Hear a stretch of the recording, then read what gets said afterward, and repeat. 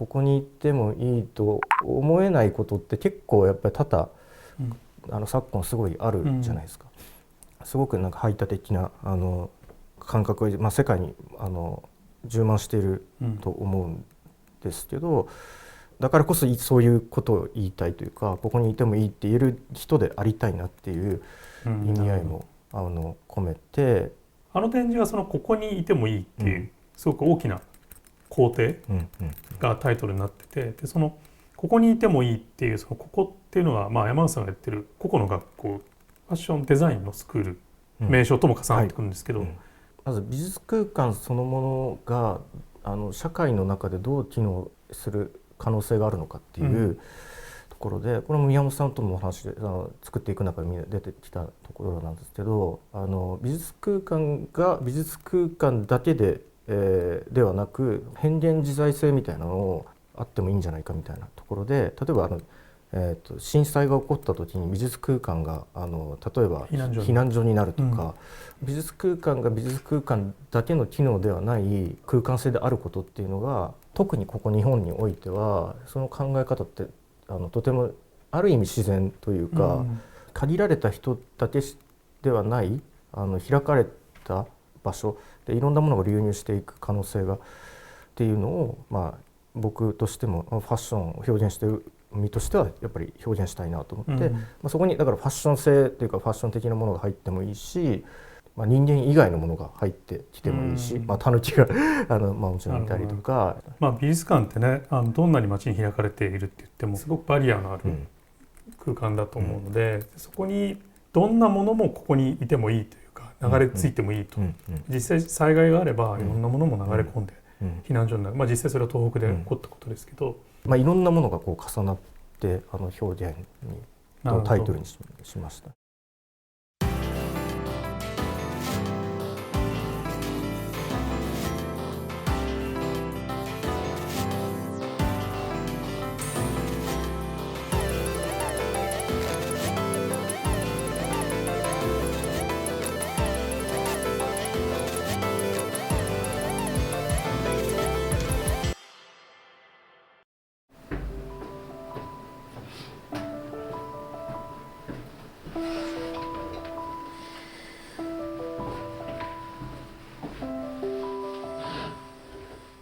いや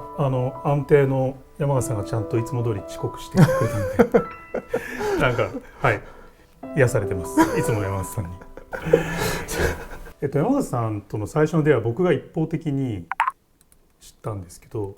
東日本大震災の後に新宿伊勢丹でショーウィンドウを使った被災地に対する寄付を募るプロジェクトに、山形さんも参加されていて、でそのショーウィンドウに七福神をテーマにした本当に異様な服を展示されていて、で、僕もキュレーターとしてそのプロジェクトに参加してたんですけど、なんか当時震災の後ってみんながこう色彩を失ってちょっとエネルギーを失ってた時に、これがまた衣服として提示されてるってことにショックを受けるような造形、非常にカラフルで形も巨大な熊手のような熊手を背負ったような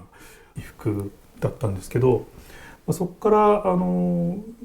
山瀬さんの仕事にずっと注目をしていて、で2024年に今僕がチーフキュレーターをしている前橋市のアーツ前橋という公立の現代美術館の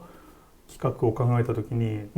一つの美術館一館丸ごと使って誰かの個展をやりたいなと思った時に、アーツ前橋がアート前橋じゃなくてアーツ前橋っていう名前になっているのは、今日もリベラルアーツのテーマの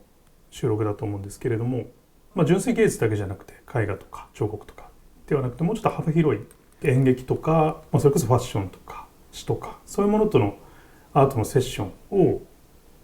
やってみたいなと思っていて、山形さんが美術館で個展をやったらファッションデザイナーが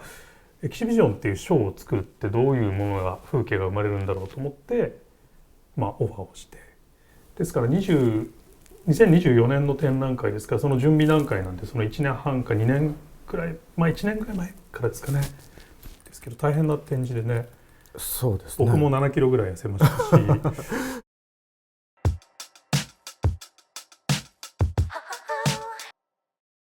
群馬ってやっぱりファッションの、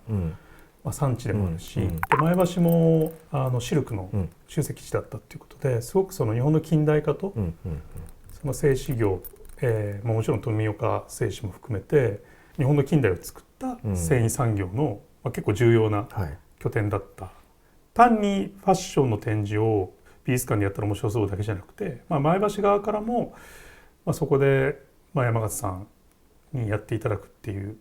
それなりの論拠があってオファーをしたってことなんですけど、展覧会の構造自体が山形さんの作品に対する向き合い方、その歴史への捉え方、あと現状に対するファッションという表現を使っての提起っていうのがあって、だから展覧会の取り上げられ方も、ファッションの造形がどうとか、こうとかっていうよりももうちょっと社会面で非常に取り上げられたっていうのが、僕としてもすごい手応えがあったところなんですけど、そうですね、僕が一個そのアーツ前橋で挑戦してみたいというか向き合ってみたいって思ってたことがファッション展示っていうのを美術館で出されるようになってから、なんか数十年みたいな歴史があるんですけど、基本的なベースは普通にマネキンが服を着て、ポンポンポンポンって置くっていうスタイルじゃないですか。でスタイルはそれはそれでもちろん服そのものを見るのはもちろん優れた展示だとは思うんですけど、なんかある部分ではファッションそのもののを最大に引き出せてはないなってずっと思ってて、ある意味で言えばそのファッション的な表現の魅力の何十分の1ぐらいにもなってしまってる、で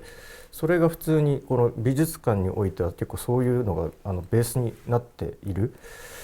いたので、そこに対してもっと本当はいろんなことができるんじゃないかっていうのを前々から思っていて、でそこに対しての自分のなりのファッションという表現を自分の軸として、活動している中でいろんなこういうのも方法もあるんじゃないかっていうのをいくつかこういう美術館だったりとかミュージアムとかでオファーがあった時にやっているんですね。である時はなんですかね、本当に生身のモデルさんというか人間の方に実際に服を着てもうそこに本当に人がいるみたいなような形があったりとか、本当に常に本当変化がある、動きがあるような展覧会を企画したりとか、いかにそのファッションっていうのをもっとライブで伝えれることができるかっていうのを、自分の中での課題というかとしてあったんですけど、でアーツ前橋でもなんですかね、いわゆる単純なこのマネキン展示ではない形でいろんなファッションの側面っていうことを場面場面で見せることができないかっていうのが重要で、なんですかね、ただマネキンではない形でなんかインスタレーションがあったりだとか、動きがあったりとか場面場面で心が違う形で動くようななんか構成にできたらなっていうのがまず一個ありましたね。あともう一つ、ファッションとやっぱアカデミックがやっぱり結構距離があるじゃないですか。で特に日本はまさしく本当の顕著、その状況が今でも顕著だと思うんですけど、歴史家とか文脈家っていうのが、ある部分ですごくされてるんですけど、アカデミックな部分としての消化のされ方っていうのがやっぱりまだ少ない状況、とにかくファッションというのは今っていう部分にフォーカスをすごく当てがちなので、それがちょっと広げたとしても数十年の時代の変化っていうところで語るところが大きいんですけど、この数十年のファッションの変化っていうのだけの軸で話していると、どうしてもそこに乗り越えられないなんか壁がいくつも出てくるっていうところをやっぱり感じていて、そこで自分の中で大事にしたいなと思ったのが、その近代以前っていうものも自分の中で紐解きながらもう一回そのファッションヒストリーっていうのを編み直すというか、うんそういう試みっていうのを、ずっとやってたと。でなので、最初にこうアーツマイですね、入り口から例えば七福神の神様が出てきたりとか、その次もその神々のファッションショーっていう、本当に神話の話からスタートして、それが妖怪だったりとか戦後だったりとか、そういうふうに時間軸をこう広げながらファッションってなんだろうって考えられるような、構成にしたいなっていうのを思い、作りましたね。養蚕のねことをいろいろ調べて、それが単純にリサーチプロジェクトだけじゃなくてファッションっていう、具体的な造形にやっぱ落とし込まれてるっていうことがすごくやっぱ説得力あるなと思いましたし、さっきね生きてるモデルが歩き回るとかおっしゃいましたけどね、なんかプランの中でねできなかったことも結構あって、自転車でね走り回ってる演出をしたいとかっていうけど、美術館の床にタイヤの跡がついちゃうんでダメだとか、軽トラをね、展示したいとか、そうですね、めっちゃ大変でしたよあれ、ガソリン全部塗って下まで全部きれいに消毒したりとかして、でも実現したこともいろいろあるんですけど、あとは群馬県内にある空き家から家財道具を全部持ち込んで、それをこうマネキンとかのこうレイアウトのディスプレイに使ったりとか、それはその地方の人々がこう減っていく、手仕事も減っていくみたいなことを、五島列島、長崎の五島列島でやってらっしゃるプロジェクトの延長で、そういう今の日本の、ずっとそういう蚕とか手仕事を支えてきた構造自体がもう消えつつあるみたいなことも、アーツの展示では表現されていて、でもそういったこう長いヒストリーと、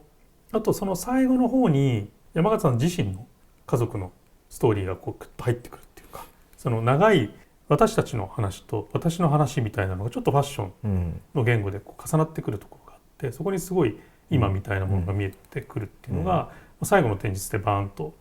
表現されてたんですけど、なんかここにいてもいいっていうタイトルは山さんがつけたんですが、どういう美術館の中にここを作りたかった？いろんな意味を込めてタイトルにしたんですけど、自分の子供が生まれてきたっていうことに対しても肯定っていうか、あの時のアーツ前橋の空間って本当に傍から見たらゴミみたいに見えるようなものを山田さんが大量に持ち込んで廃棄されるような家具とか、山田さんがフリーマーケットで集めてきた汚いぬいぐるみとか、そういうものがもうわーって持ち込まれて、いろんなものを受け入れていく場所に美術館がなっていくっていうか、ファッションもなっていってほしいっていう、そういうメッセージが空間的にも展開されていたなと